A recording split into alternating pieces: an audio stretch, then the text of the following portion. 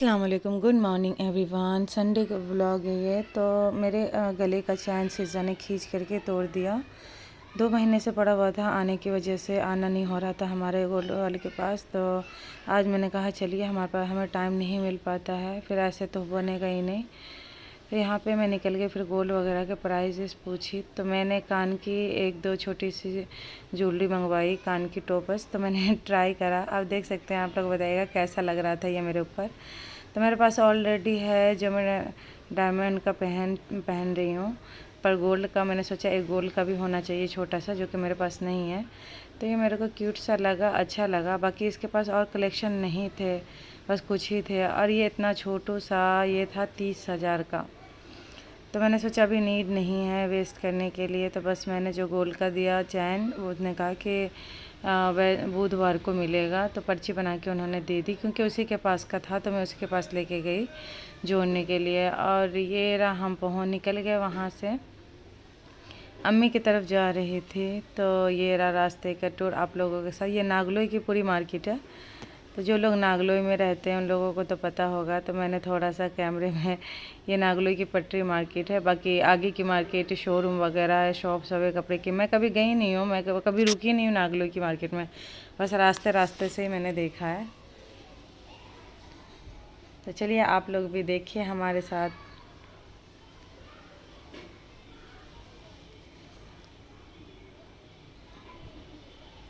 और यहाँ पे मेरे पति देव जी ड्राइविंग कर रहे हैं।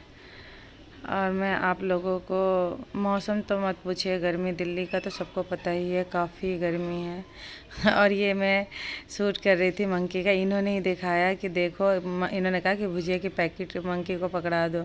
और मुझे तो बड़ा डर लग रहा था, मैंने कहा मेरे बस की नहीं है, मैं नहीं कर सकती ये, कहीं नाखून उसके लग जाए कुछ। ही बेचारा मदारी था, उसको बांध के अपने पीछे बैठा के लेके जा रहा था।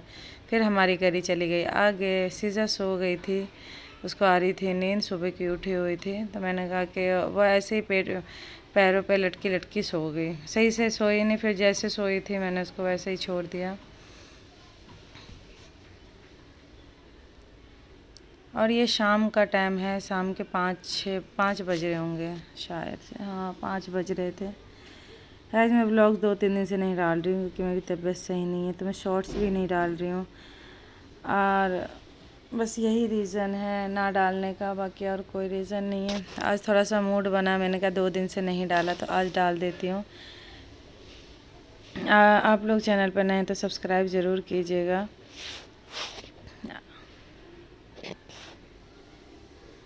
ये हम जा रहे पहाड़गंज करोल बाग की तरफ। ये इंदर लॉक के ऊपर का रास्ता है। ये साइड में मैं दिखा रही थी आपको, ये सारा इंदर लॉक है। तो ये बता रहे थे कि मेरा बचपन वहीं गुजरा है, मैं इंदर लॉक में रहा हूँ। तो ये सब चीज़ें दिखा रहे थे।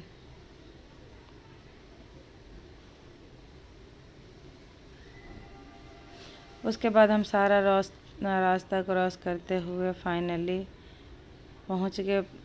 1 घंटे का सफ़र था हमारा गाइस। यहाँ से 1 घंटा लगता है प्रेम नगर से, नागलोई से।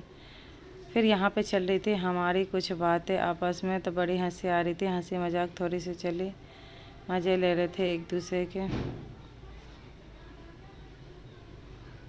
अब बाबू भी बीच में मस्ती कर रहा था, वो पापा की साइड लेता है हमेशा। मेरे से कोई भी बात होती है तो वो पापा की साइड लेता है।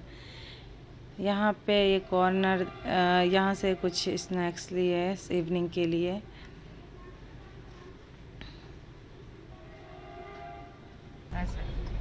मम्मी ने मेरे को गंजा कराया था, मेरे को गुस्सा आता है इनपे। मेरे को गंजा नहीं होना था। टोपी चिपक जाती है बार बार, कपड़ा नहीं पहन पाता। क्यों गंजा कराया मेरे को? क्यों क्यों?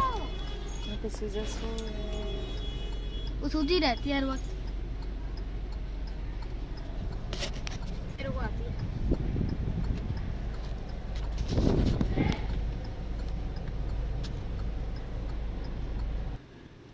फिर हस्बैंड लेके आ गए थे सारी चीज़ें, तो मैंने कहा पीछे ही रख दीजिए, आगे सीज़ा मेरे पास थी गोद में, तो बाबू को पकड़ा रहे थे। फिर हम वहाँ से निकल गए अम्मी की तरफ।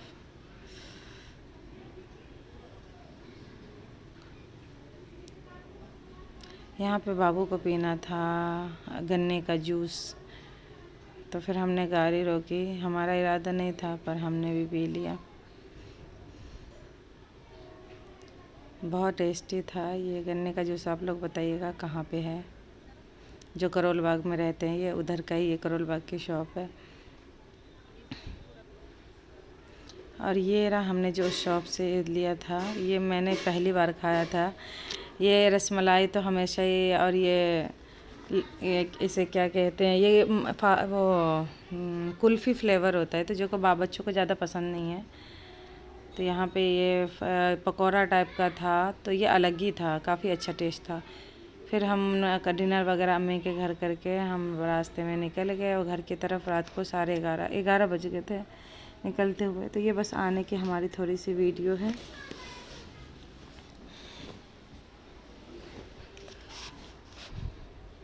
बस हम निकल गए फाइनली। हम 11:30 बजे घर पहुंच गए। अल्लाह हाफिज़।